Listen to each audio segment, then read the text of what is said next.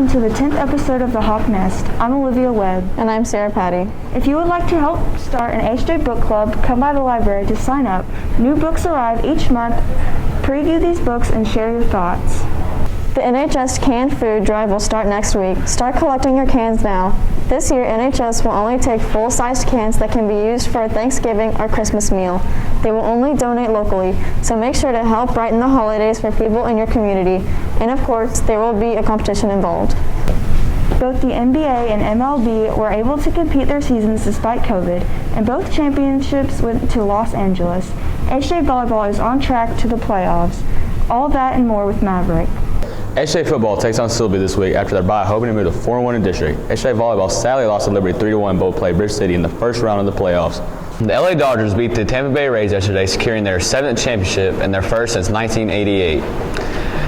The Pittsburgh Steelers are the last undefeated team in the NFL after they beat the Tennessee Titans 27-24 and the Seattle Seahawks lost to the Arizona Cardinals 37-34. October is Domestic Violence Awareness Month. We caught up with Officer Ali to give us some more insight. Here's Sierra with more. The month of October is Domestic Violence Awareness Month. We interviewed Officer Ali about the importance of raising awareness.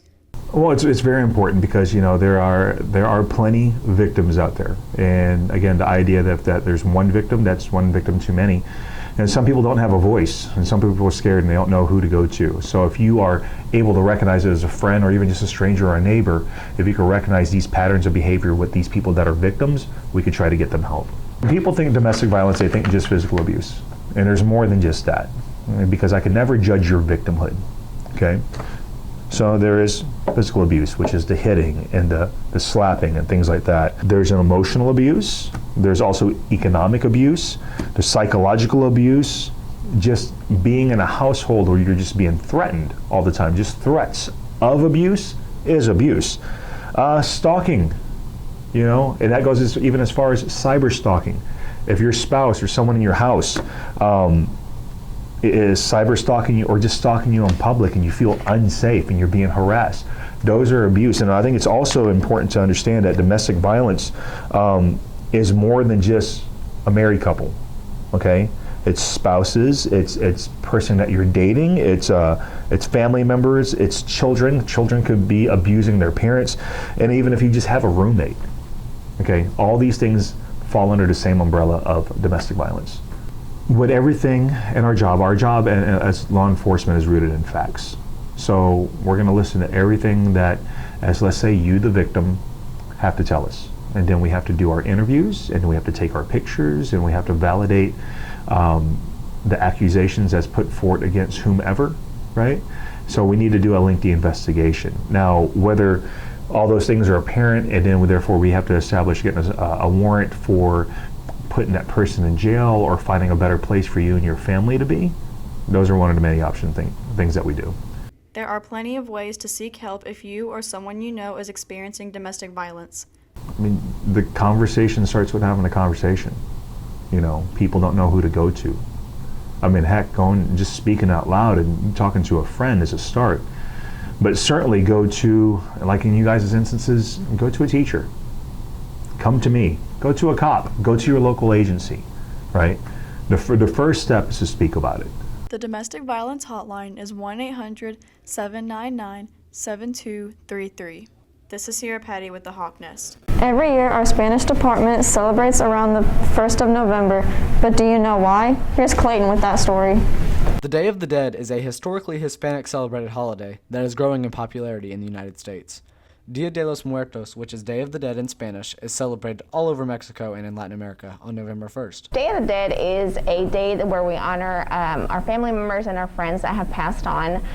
It's pretty much just a day of remembrance to honor them, everything that they did while they were living. It is something that is celebrated pretty much only in Mexico and some areas of Central America, so it's very concentrated in that area. And it really just comes from the Aztecs. It was a it's been a very old tradition. This holiday includes going back to lost loved ones' graves to be with their souls. In Mexico and in some parts of Central America, families usually get together and they go to the cemetery where their loved ones are buried. They clean up the graveside, they decorate it with marigolds, which is called cempasúchil in Spanish. They decorated, put pictures, put flowers, candles, and they pretty much have a party at the cemetery. And I know that sounds a little strange, but like I said, it's just to celebrate them and to honor them and remember them and everything that they did while they were living. Commonly compared to Halloween, the two holidays have two completely different meanings in ways they are celebrated. Really no trick-or-treating involved at all. Where in Halloween, you know, we do dress up in costumes and we go trick-or-treating. We don't really have that at Dia de los Muertos. It's pretty much just being together with your family, remembering those that have passed away. Ways Day of the Dead is celebrated includes placing colorful skulls and skeletons out for others to see. In Spanish 2 and in Spanish 3, well, particularly Spanish 3, they do set up an ofrenda, which is the altar for their loved ones that have passed away. They bring pictures, they bring objects that belong to that individual, and it's our own little tribute to them. It's, you know, honoring them.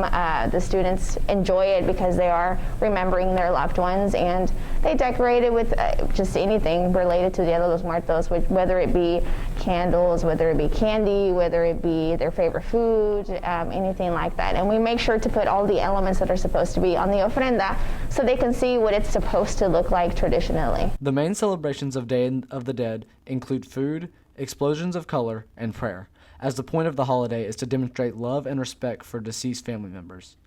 Recently, Ms. Phelps' chemistry class did a project over a possible new cure for COVID-19. Madeline has the update for us. Recently, researchers have found that hydroxychloroquine, a medication first approved to treat malaria, could possibly help treat corona-infected patients. Mrs. Phelps' chemistry class recently did a project over this. My students recently did a project on research for a medication called hydroxychloroquine, which was originally presented as a cure for COVID when the pandemic started. Hydroxychloroquine was originally used for the treatment of malaria, but now we have medications that they use to treat malaria that do a better job. Now, hydroxychloroquine is used for rheumatoid arthritis, lupus, and juvenile arthritis. And what it does for arthritis is it actually helps with the pain and helps with the swelling of joints. And in lupus, it helps with the rash that is caused by the lupus disease. The organization, the World Health Organization, in conjunction with its partners, have come up with a bunch of trials called the Solidarity trials, and they have asked over 100 countries to participate in those trials. But unfortunately, in June, one of the trials that had to do with hydroxychloroquine was disbanded because they found out that hydroxychloroquine, when they give it to hospitalized patients, the patient's mortality rate did not decrease any better than the medications that they were already using. So I personally don't think that hydroxychloroquine is the cure for COVID. I think that if you put it in conjunction with things like zinc and antibiotics, it may help a little bit with the problem, but it's not going to cure it. Do I think hydroxychloroquine will help cure corona? Yes and no, because the studies from the FDA shows that it's not going to help at all, but the President of the United States thinks it will help, so we're just going to have to wait and see if it's distributed or not. Data is still extremely limited. They still need more research to determine the best dose, when to give it and for how long, and how the risks and benefits of these medications stack up in the fight against COVID-19. This has been Madeline West on Hawk Nest.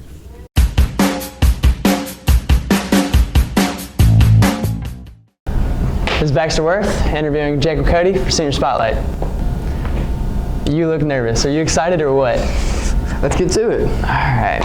So, Jacob, what are you doing after high school? So I'm planning on going to A&M for mechanical engineering.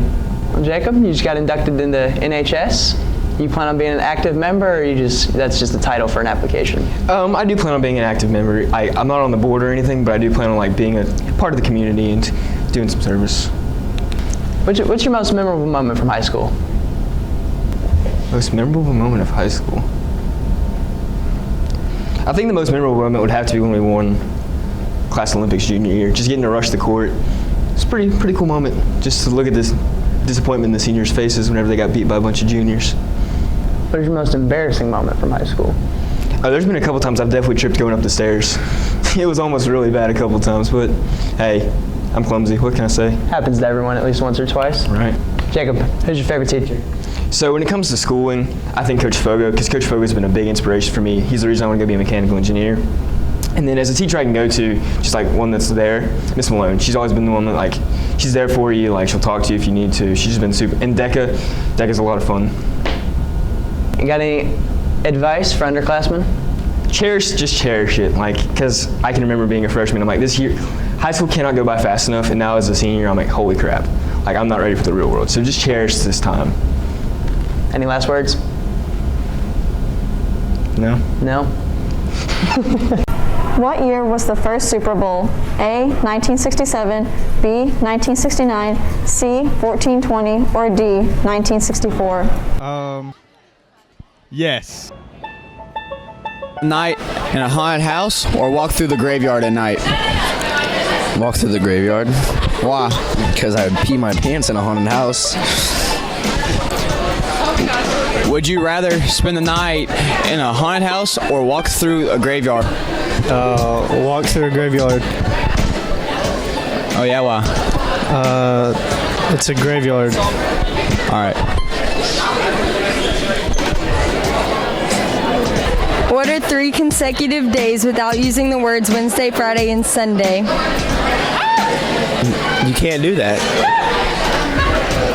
Yes. Sunday, Monday, Tuesday? Sunday, Monday, Tuesday? Do I look cute? What day in October does Santa go down the chimney? On October 25th.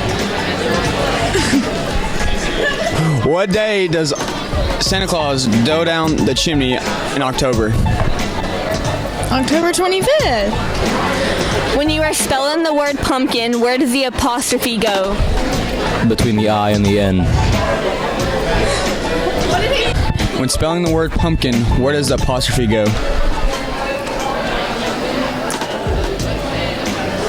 Before the K. Before the N. There's no apostrophe in pumpkin. What belongs to you but everyone else uses more than you?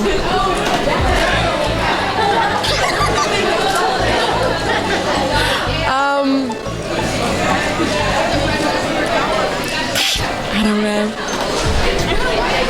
What's up and welcome back to my weekly Halloween movie breakdown. I'm Micah Brown, and this week will be my last week with y'all, and I'm pretty sad about it. To all my fans out there, thank y'all for hating on me. This week, instead of breaking down the movies, I'll be ranking the movies I've broken down this past month. But I'm not alone. Today I'm joined by everyone's favorite fake blonde, Madeline West. Yeah. Let's start with our least favorite Halloween movie. I think we all know what directions I'm going. The worst Halloween movie of all time, Hocus Pocus. Miss Tier, I'm sorry. There's no way you can convince me that this movie isn't terrible. Madeline, what do you think? Do you think Hocus Pocus should be ranked higher or stay the same? I think Hocus Pocus should be first because it is like an all-around great Halloween movie. Tell me why. Because it has witches and it... Oh, okay. Coming in at number 3, I'm gonna have to say The Addams Family. And again, there's nothing really wrong with this movie except the fact that it took place in December and not October during Halloween time. What do you think about The Addams Family? Yeah, I think number 3 is good. I thought you said you never watched The Addams Family. So how would you know if it was all right or good? I'm going based off of what you rated. And coming in at number 2, we have Hubie Halloween. It was a pretty good movie. It was really, really childish, you know? The cast that came together, Shaq, Adam Sandler, the entire people from Grown Ups, you know, I thought they made it funnier. What do you think about Hubie Halloween? I think it should be rated last. Last? Yes, because it wasn't good. So, okay, I'm sorry. If Hubie Halloween had witches, it would be better? It would be Halloweeny, more Halloweeny? Get out of here. And coming in at number 1, can I get a drum roll, please? We have Beetlejuice, baby. Oh my God. The greatest Halloween movie of all time. Weird, funny, Beetlejuice. The songs are catchy. Beetlejuice is hilarious, you know? If you have something bad to say about Beetlejuice, I'm sorry, but you gotta go. Then you're facing out to like what I'm about to say. Do you think Beetlejuice should be ranked the same at number 1 or lower? Lower. What number? Second, no Halloween movie can beat Hocus Pocus. So you think Hocus Pocus is the greatest Halloween movie of all time? Yes. What happened at the end of that movie, Madeline? You don't even know. You don't even. It's so forgetful. But she's saying Hocus Pocus is the greatest Halloween movie of all time. She doesn't even know the movie. And that has been my weekly Halloween movie breakdown. Thank you for watching and supporting or hating on me. Either way is pretty fine. I love all y'all, and I'll see y'all for Christmas movie breakdown. Peace out.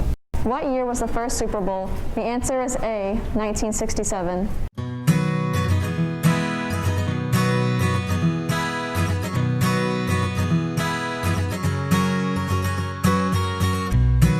The word of the week is jive, which is a fast dance done to jazz or swing music. That's all for today. And remember, it's a great day to be a hawk.